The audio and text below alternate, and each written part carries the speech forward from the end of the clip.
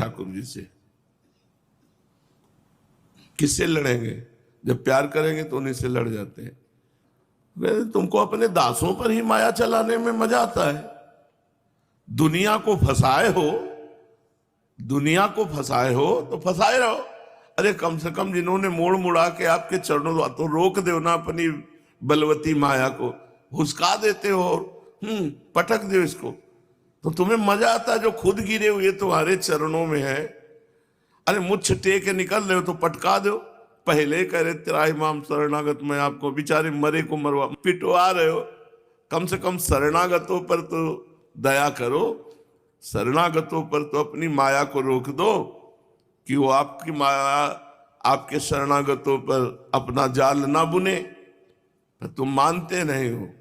नरसिंह मेहता ने कहे तुम्हारे वो बुआ लगते हैं, तुम्हारे वो नाना लगते हैं, तुम्हारी वो मौसी लगती है जो उन पर कृपा कर रहे हो और हम पर कृपा नहीं कर रहे हो। इन पर गुस्सा थी। बोले परीक्षा दो। कहे कि परीक्षा? जब त्राहिमाम शरणागत हम पहले ही बोले हैं कि महाराज हमारे इतनी तमीज नहीं है कि हम आपकी माया के प्रश्नों का उत्तर दे सके, चुपचाप हमें पड़े रहने दो अपने चरणों में। साधक परेशान है बेचारा। वो बोले शरणागत शरणागत त्राहिमाम हरि शरणम हरि शरण, वो मौज ले रहे। रुको भी अब बता रहे।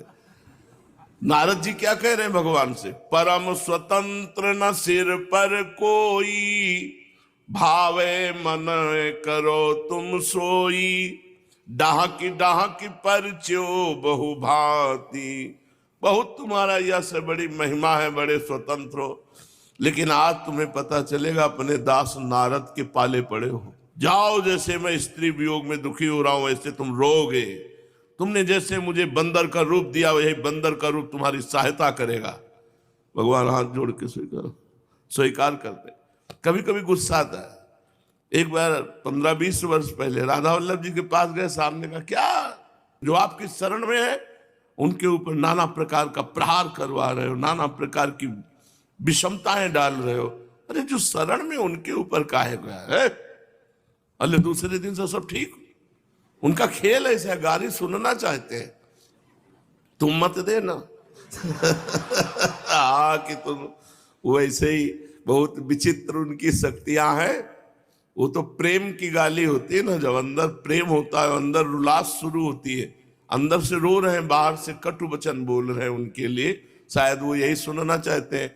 कभी कभी तीखी मिर्ची खाने की इच्छा होती है तो बहुत मीठे में हे नाथ हे करुणा में, तो सुनते सुनते वो भी ऊब जाते, तो वो अपने सेवक को छेड़ देते।